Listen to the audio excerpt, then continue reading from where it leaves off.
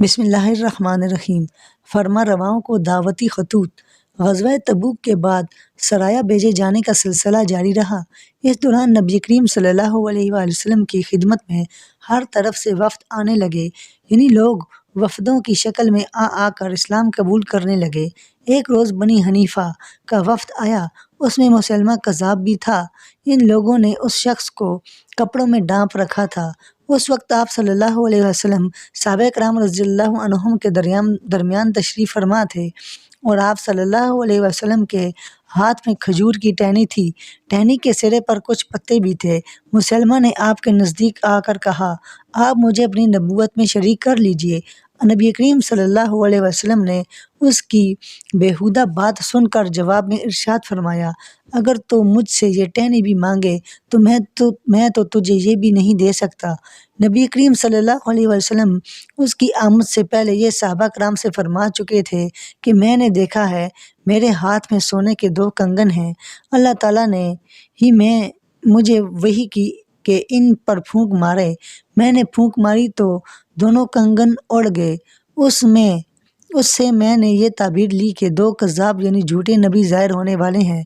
یہ 2 جھوٹے طلحہ اور مسلمہ ہیں۔ طلحہ تو یمن کے شہر صنعا کا رہنے والا تھا اور مسلمہ امامہ کا۔ دونوں نے حضور صلی اللہ علیہ وسلم کی زندگی مبارک میں ہی نبوت کا جھوٹا دعویٰ کر دیا تھا۔ اس وقت یہی مسلمہ آیا تھا، واپس اپنے لوگوں میں جا کر اس نے یہ بات اڑا دی کہ محمد صلی اللہ علیہ وسلم نے مجھے نبوت میں حصے دار بنا لیا ہے۔ پھر یہ قرآن کریم کی آیات کی نقالی میں اوٹ پٹانگ قسم کے عربی جملے بولنے لگا اور لوگوں سے کہنے لگا، مجھ پر یہ وحی آئی ہے۔ اپنی الٹی سیدھی کرامات دکھانے لگا، فرضی معجزات دکھانے لگا۔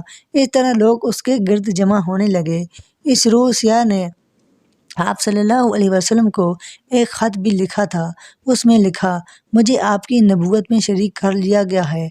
ہم دونوں آدھے آدھے کے مالک ہیں، مگر قریش کے لوگ انصاف پسند نہیں ہیں۔ آپ صلی اللہ علیہ وسلم نے اس کے جواب میں یہ خط لکھوایا، بسم اللہ الرحمن الرحیم۔ یہ خط محمد صلی اللہ علیہ وسلم کی طرف سے مسلمہ کذاب کے نام ہے۔ سلامتی ہو اس پر جس نے ہدایت اور سیدھے راستے کی پیروی کی۔ اما بعد، یہ روح زمین اللہ کی مالک ہے، وہ اپنے بندوں میں جسے چاہے اس کا وارث بنا دے۔ در حقیقت بہتر انجام تو اللہ سے ڈرنے والوں کا ہی ہوتا ہے۔ آپ صلی اللہ علیہ وآلہ وسلم نے یہ خط 2 قاصدوں کے ذریعے بھیجا۔ اس نے خط پڑھ کر ان دونوں سے کہا، کیا تم بھی وہی بات کہتے ہو جو انہوں نے لکھا ہے؟ جواب میں دونوں قاصدوں نے فرمایا، ہاں، ہم بھی یہی کہتے ہیں۔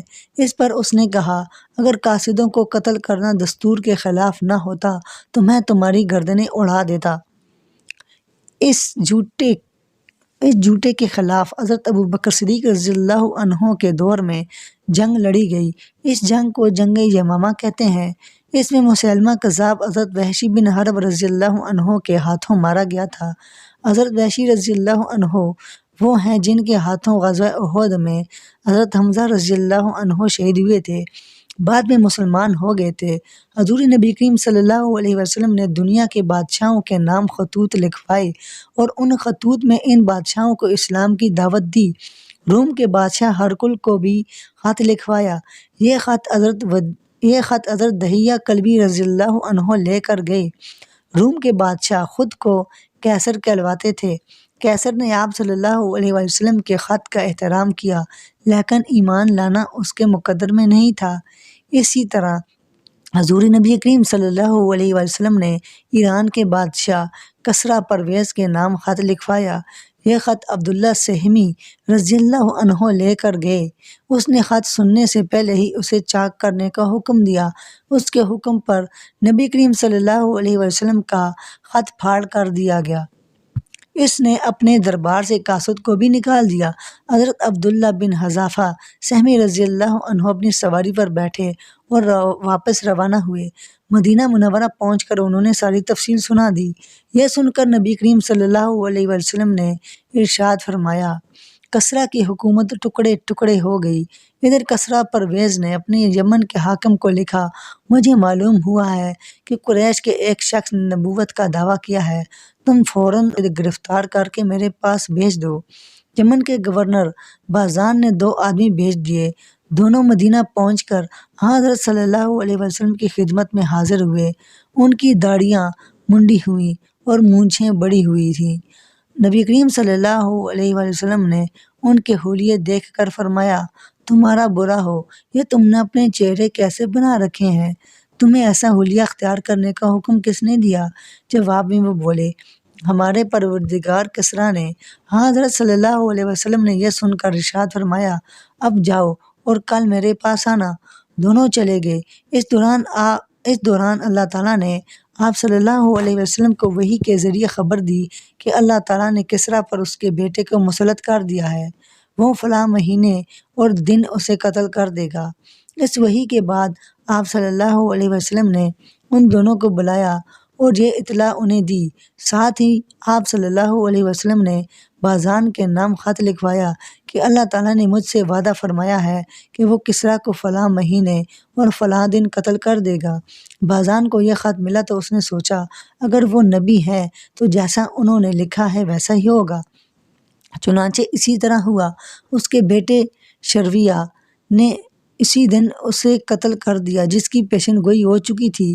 بازان کو جب یہ اطلاع ملی تو اس نے فوراً حضرت صلی اللہ علیہ وسلم کی خدمت میں قاصد بھیجا اور اپنے ساتھیوں کے اسلام قبول کرنے کی اطلاع دی۔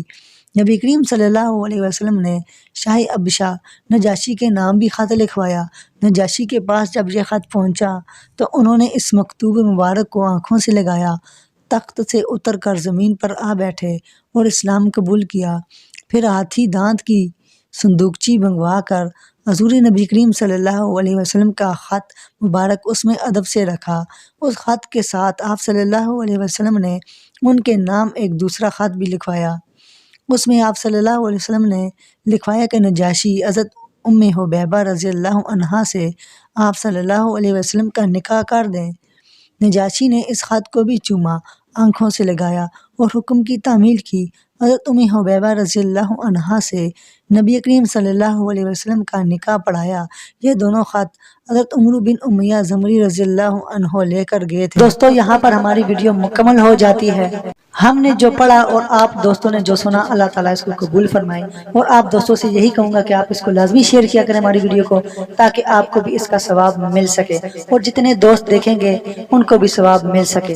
اور جتنے بھی دوست ہمارے ساتھ منسلک ہو رہے ہیں، اگر وہ یوٹیوب پر ہمارے اس ویڈیو کو دیکھ رہے ہیں تو ہمارے چینل کو سبسکرائب کریں، ساتھ ہی بیل آئیکن کو دبائیں اور آل نوٹیفیکیشن پر کلک کریں۔ اگر فیس بک پیج پر دیکھ رہے ہیں تو اس فیس بک پیج کو فالو کریں اور وہاں سے اپنے دوستوں کے ساتھ شیئر کیا کریں، تاکہ آپ کو اس کا مکمل پورا ثواب مل سکے۔ تو انشاءاللہ ملیں گے اگلی ویڈیو میں، تو آپ انتظار کیجیے۔ اپنا خیال رکھیے گا اور آپ سے اجازت چاہتے ہیں۔ اللہ حافظ۔ اللہم صلی علی محمد عبدک ورسولک وصلی علی المؤمنین والمؤمنات والمسلمین والمسلمات۔